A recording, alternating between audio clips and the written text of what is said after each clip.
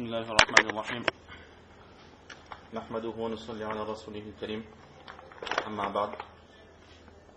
Aujourd'hui, nous voyons le troisième hadith de ce chapitre sur les révélations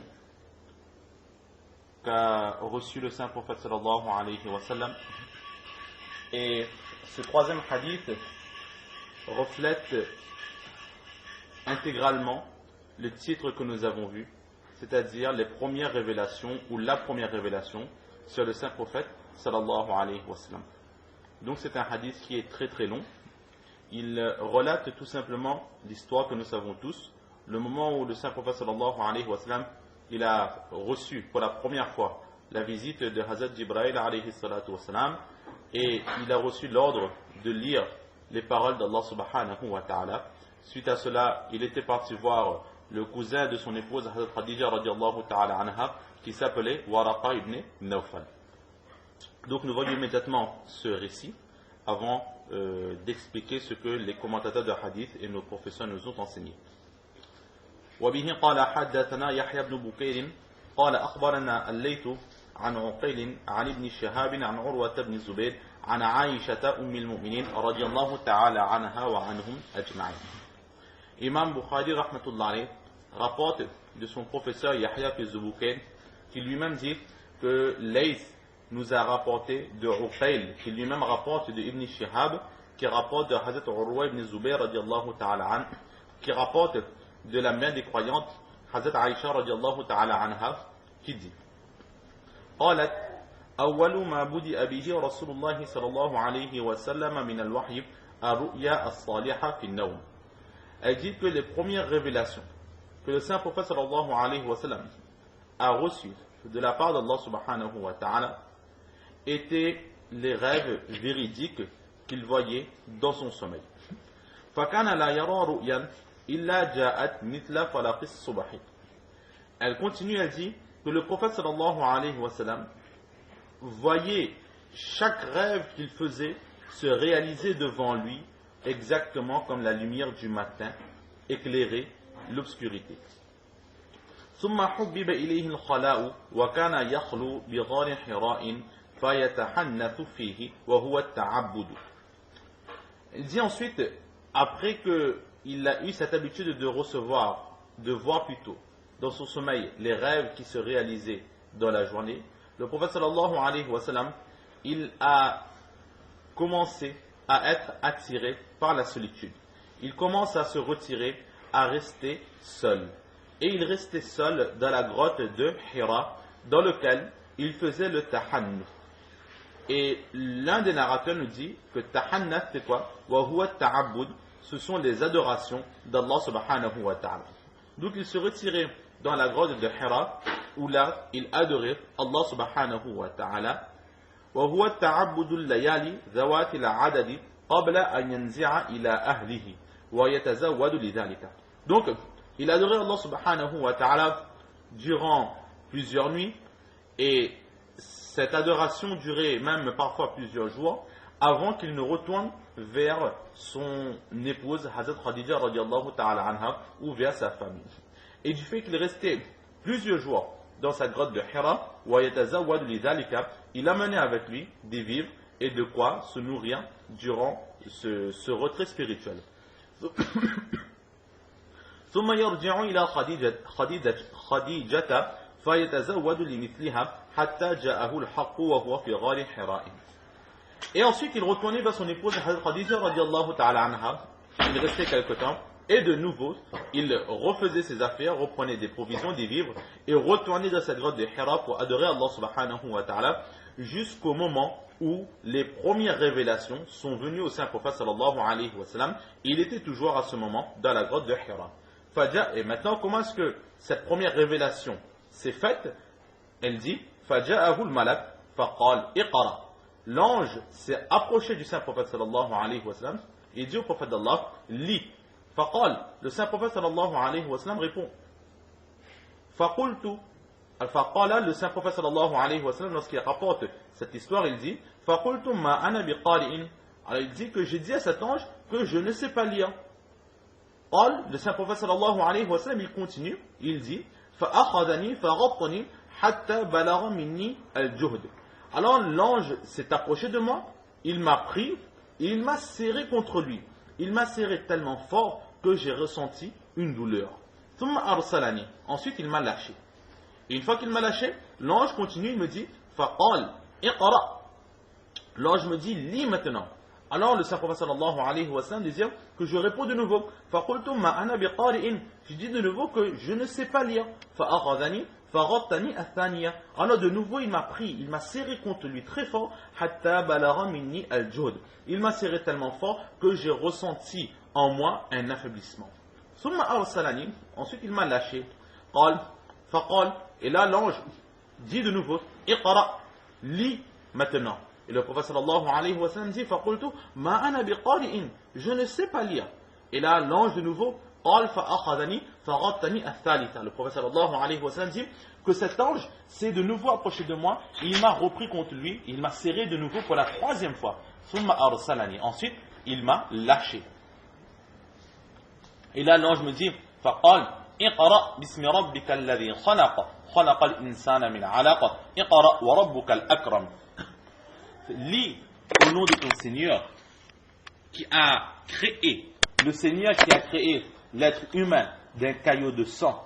Iqra wa rabbuka al-akram. Et lis par ton Seigneur qui est le très miséricordieux.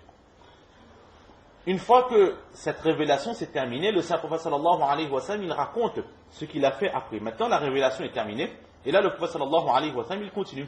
Il dit, ou plutôt Hazrat Aïcha radiallahu ta'ala anha, elle continue de raconter l'histoire, et elle dit, فَرَجَعَ بِهَا رَسُولُ اللَّهِ sallallahu alayhi wa sallam, يَرْجُفُ فُؤَادُهُ.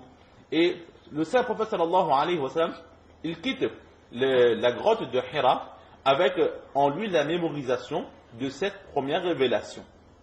Et le prophète sallallahu alayhi wa sallam ne cessait de trembler. Il avait très peur. Pourquoi? Parce que c'est la première fois qu'il voyait cela, qu'il assistait ou qu'il vivait quelque chose de si intense.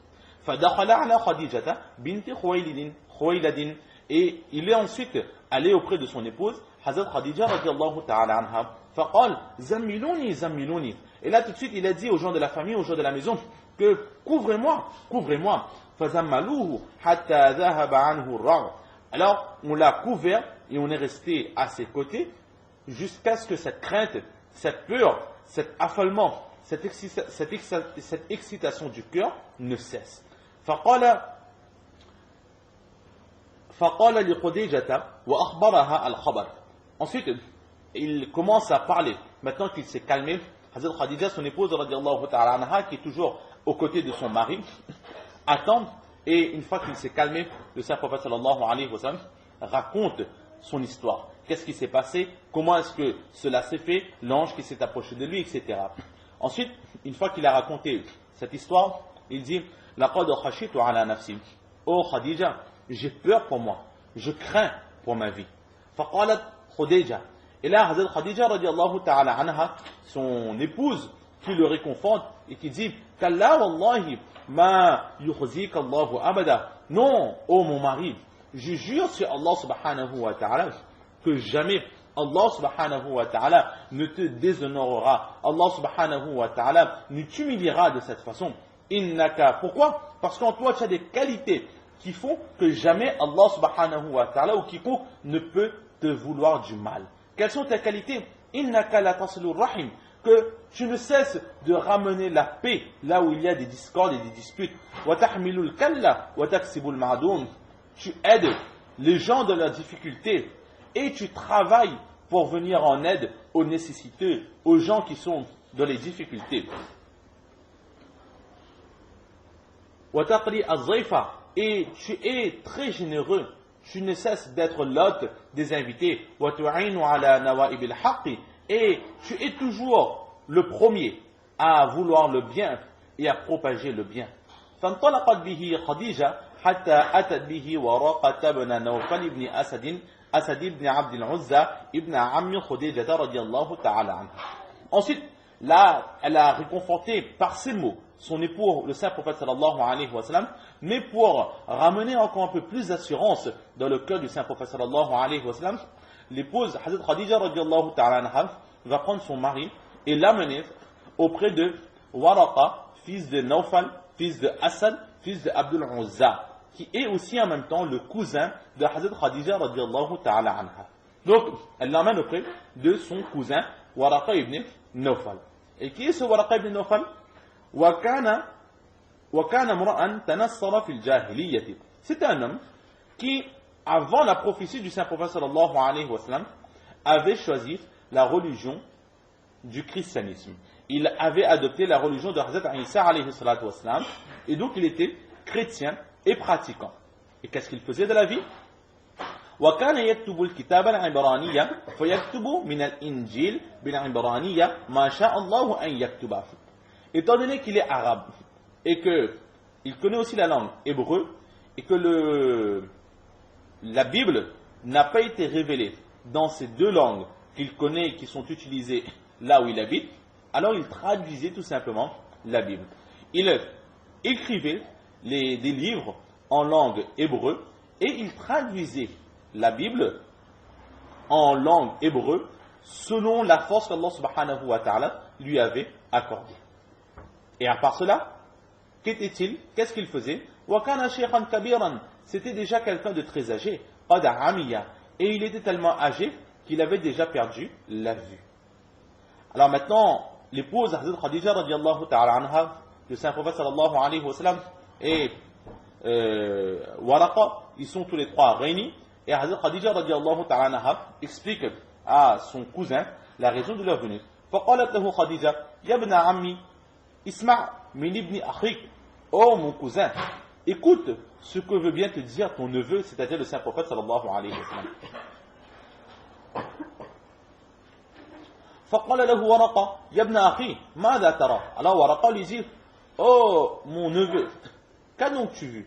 فأخبره رسول الله صلى الله عليه وسلم خبر ما رأى. Le Saint-Prophète sallallahu alayhi wa sallam va lui raconter dans tous les détails ce qu'il a vu et ce qu'il a vécu. فقال له ورقة. Et là Waraqa explique la réalité de ce qui s'est passé. Il dit هذا الناموس الذي نزل الله على موسى.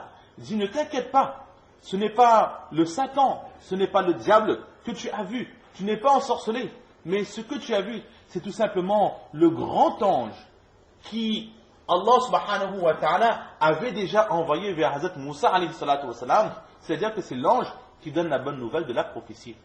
Et Waraqa qui continue, Ya laytani fiha jaz'a, Ya laytani akunu hayya. Ah, si seulement j'avais encore un peu, si seulement j'avais encore en moi la jeunesse, ah, si seulement j'étais encore vivant. Quand lorsque ton